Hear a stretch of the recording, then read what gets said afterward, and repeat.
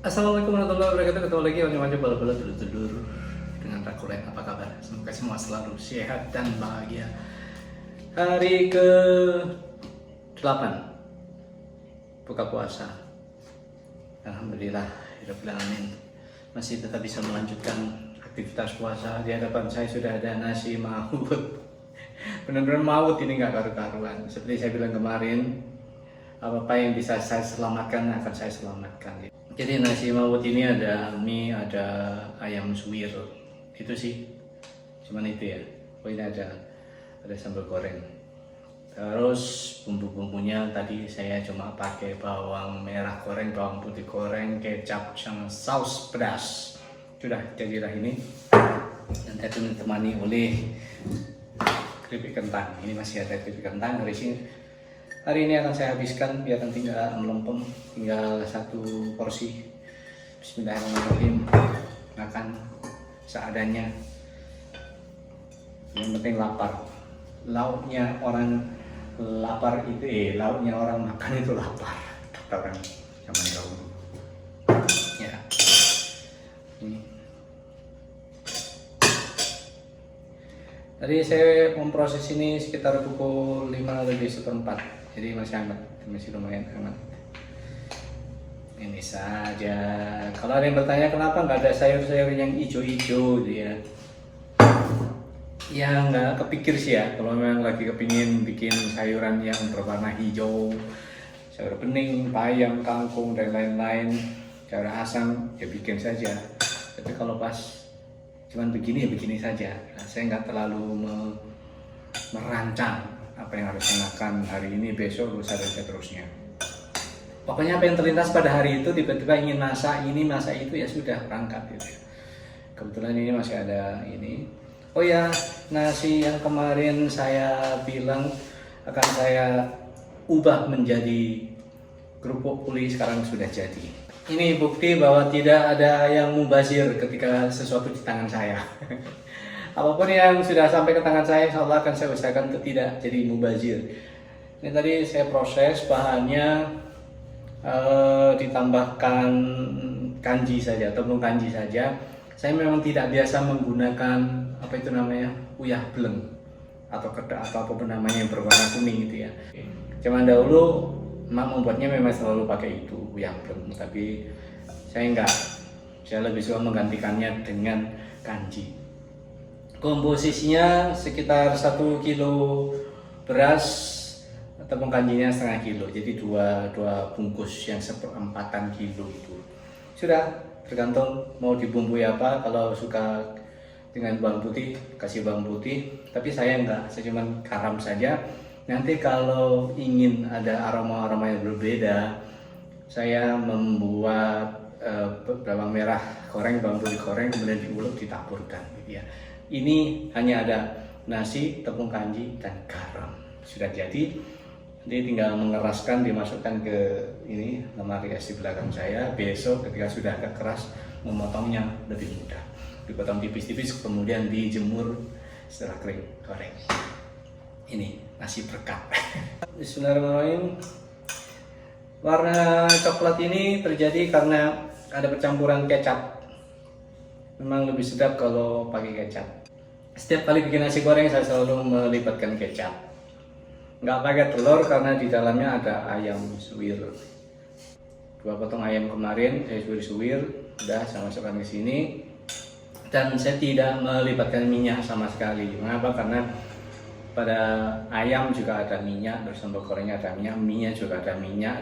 Di ini bawang merah goreng, bawang putih goreng pun juga ada minyak. Jadi sudah tidak perlu ditambahkan minyak lagi. Bikin aja sudah sangat enak. Ayo makan, yang belum makan segera makan. Bismillahirrahmanirrahim.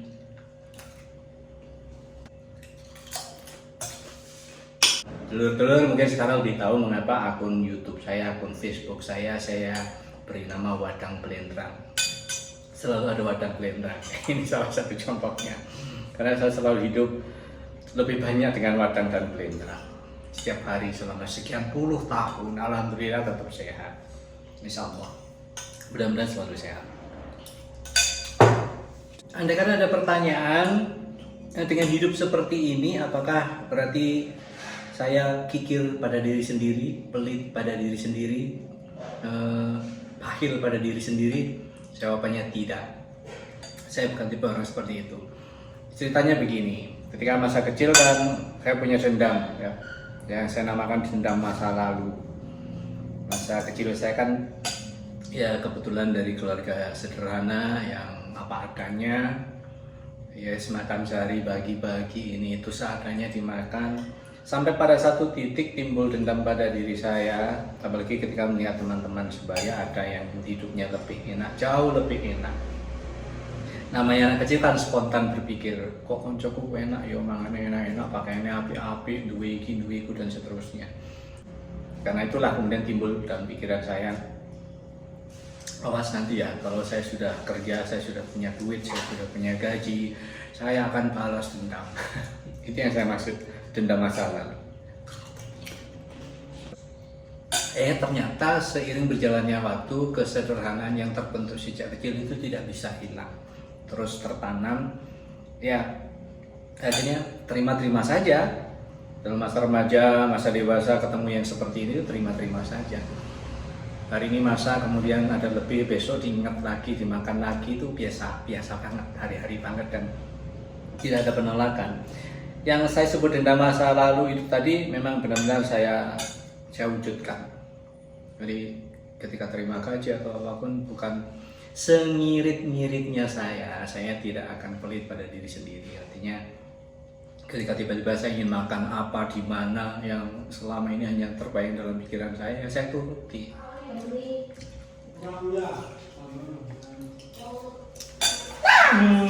Ganteng banget. Nah.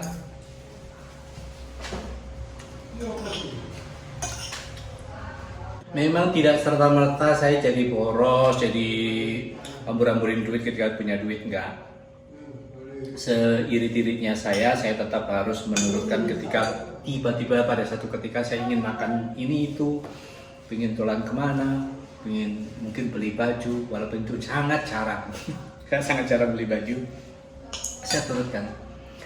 Ada 3 hal yang saya pikirkan selama ini dalam hidup saya.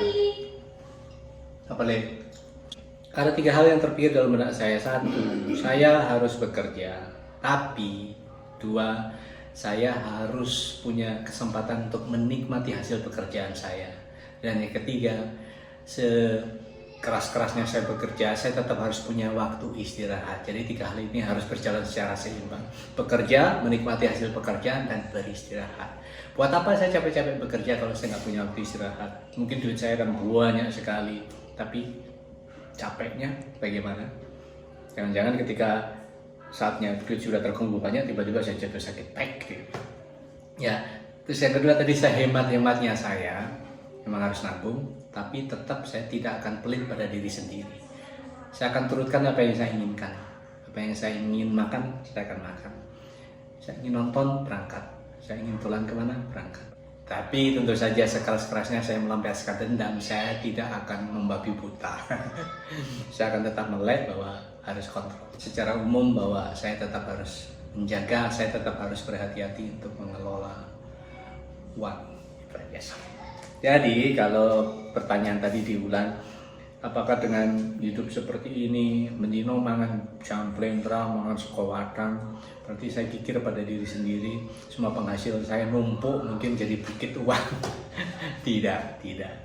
Ada dendam masa lalu yang harus saya turutkan, walaupun itu tidak mungkin setiap hari. Saya rasa cukup, ketemu lagi lain waktu. Semoga kita semua selalu sehat dan bahagia. Assalamualaikum warahmatullahi wabarakatuh.